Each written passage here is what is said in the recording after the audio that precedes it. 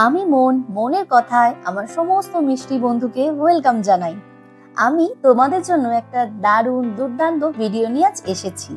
তবে ভিডিও শুরুর আগে তোমাদেরকে আমি একটা কথা জানাতে চাই। তোমরা আমার প্রতিটা ভিডিওতেই প্রচুর পরিমাণে ভালোবাসা দিচ্ছ।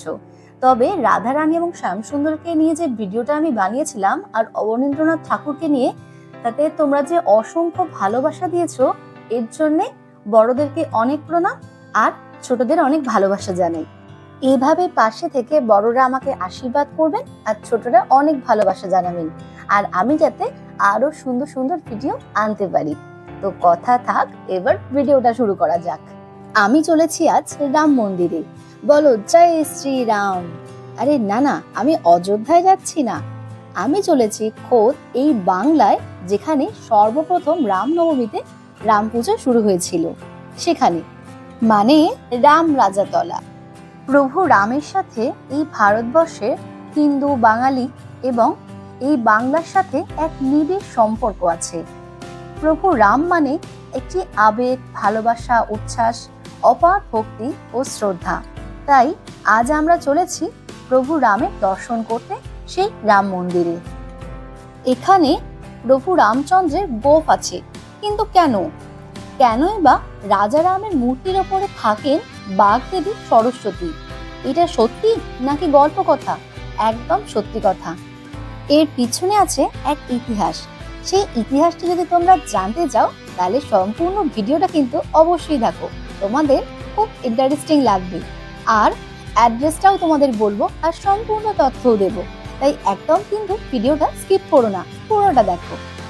রাম রাজাতলায় রাম ঠাকুরের এই মন্দিরে তোমরা কিভাবে আসবে, এবার তোমাদের অ্যাড্রেসটা বলে দিই। রাম রাজাতলা যাবার সব থেকে সহজ পথ হচ্ছে ট্রেন পথ।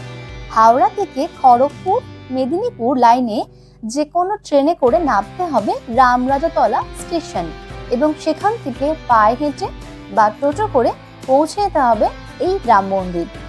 হাওড়া আমতা, হাওড়া মেদিনীপুর, হাওড়া খড়গপুর এইসব ট্রেনগুলি রাম রাজাতলা স্টেশন যায়। এছাড়া হাওড়া থেকে রাম রাজাতলা যাবার বাসও পাওয়া যায়।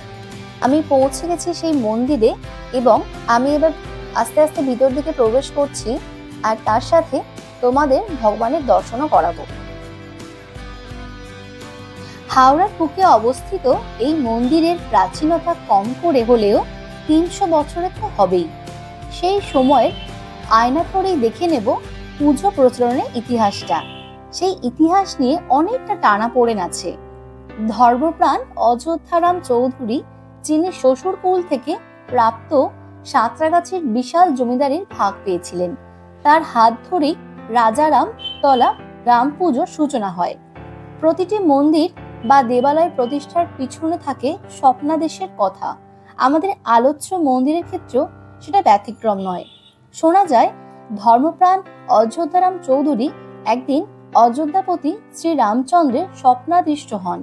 স্বপ্নাদেশ পাওয়ার পরই অযোধ্যারাম রামচন্দ্রের পুজো শুরু করার সংকল্প করেন, কিন্তু কি বেশে তার আরাধনা করা হবে সেটা নিয়ে তিনি চিন্তিত ছিলেন। তখন ডাক পড়ল বাংলার ন্যায়শাস্ত্রের পণ্ডিত হলধর ন্যায়রত্নের। তিনি এসে স্বপ্নাদেশের কথা শুনে বিধান দিলেন বনবাসী রামচন্দ্রকে নয়, বরং বন থেকে ফিরে এসে প্রজাপালক রামচন্দ্রের রাজ্যাভিষেকের সপার্ষদ মূর্তি নির্মাণ ও তার পুজো করাই শ্রেয়। সেই থেকে এখানে রামনবমীর দিন প্রজাপালক গোফওয়ালা শ্রী রামচন্দ্রের মূর্তি পুজো হয়। পণ্ডিতের কথা মতো শুরু হলো রামের সপার্ষদ মূর্তিতে আরাধনা। সেই স্বপ্নাদেশের রূপায়ণে তিনি উদ্যোগী হন বিশালাকার এবং বারোয়ারি পুজোর আদলে রাম সীতার পূজা অর্চনা শুরু করেন।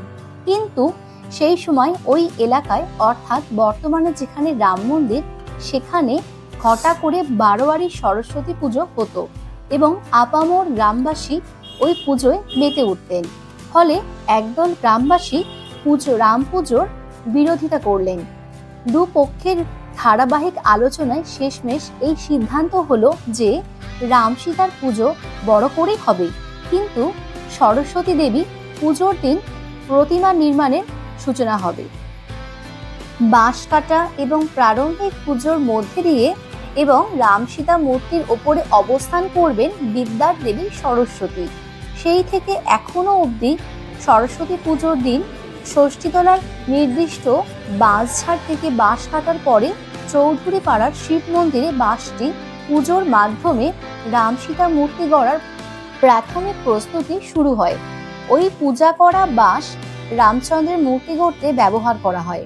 কুমারটুলির প্রতিমা শিল্পীরা প্রতিমার নির্মাণ শুরু করেন। বার্ন কোম্পানি তৈরি করা বিশাল এক লোহার ট্রলির উপর মূর্তির কাঠামো তৈরি হয় এবং বড় লোহার চাকা লাগানো ট্রলির উপর রামচন্দ্র সপরিবারে অবস্থান করেন। পুজো শুরুর প্রথম দিকে 3 দিন ধরে পুজো হতো, মেলা চলতো। ধীরে ধীরে ভক্ত সমাগম বাড়ার সাথে সাথে 15 দিন, 1 মাস, বর্তমানে 4 মাস ধরে অনুষ্ঠিত হয় রাজা রামের পুজো। রামনবমীর দিন মহা সমারোহে শ্রী রামচন্দ্রের বিরাট মূর্তির পুজো শুরু হয়, চলে শ্রাবণ মাসের শেষ রবিবার পর্যন্ত। 4 মাস চলে মেলাও। এই সময় প্রত্যহ শ্রী রামচন্দ্রকে মিষ্টান্ন, ফল, অন্নভোগ সহযোগে পুজো করা হয়। সন্ধ্যার সময় হয় সন্ধ্যা আরতি। 2020 সালের তৎকালীন সাংসদ জঠু লাহিড়ীর উদ্যোগে স্থাপিত হয় জয়পুর থেকে আনা শ্বেত পাথরের এই রাম সীতা বজরংবলীর মূর্তি, এছাড়া মহাদেব এবং ভগবান শ্রী বিষ্ণুর মূর্তি। এখন বর্তমানে সারা বছরই কিন্তু প্রভু রামের দর্শন পাওয়া যাবে। ঠিক তার উল্টো দিকেই এই যে এটাই হচ্ছে সেই স্থান যেখানে রাম নবমীর দিন প্রভু শ্রী রামচন্দ্রের সপার্ষদে পূজা করা হয়। প্রভু রামচন্দ্রের মাথার উপর থাকেন সরস্বতী দেবী এবং এখানে শ্রী রামচন্দ্রের সবচেয়ে বড় বৈশিষ্ট্য হচ্ছে শ্রী রামচন্দ্রের গোফ রয়েছে এবং রামচন্দ্রের সঙ্গে মহাদেব, ব্রহ্মা সহ 26টি প্রতিমারও পূজা করা হয়। রামনবমীর দিন আমি তোমাদের প্রভু শ্রী রামচন্দ্রের দর্শন করাবার চেষ্টা করব। আর আজকের ভিডিওটা তোমাদের কেমন লেগেছে তোমরা কিন্তু অবশ্যই আমাকে কমেন্ট করে জানিও।